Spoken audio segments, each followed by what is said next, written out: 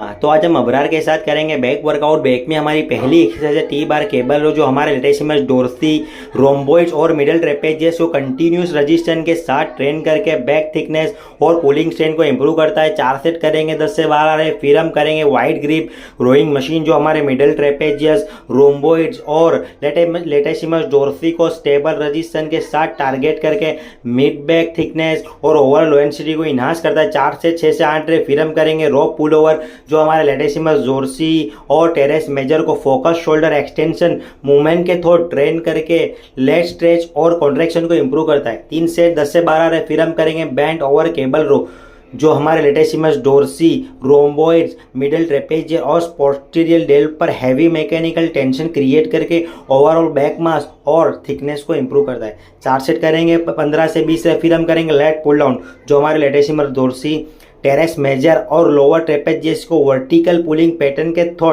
Train करके back with और we taper development को इन्हांस करता है। 5 सेट करेंगे 5 से 8 रैप। Thank you.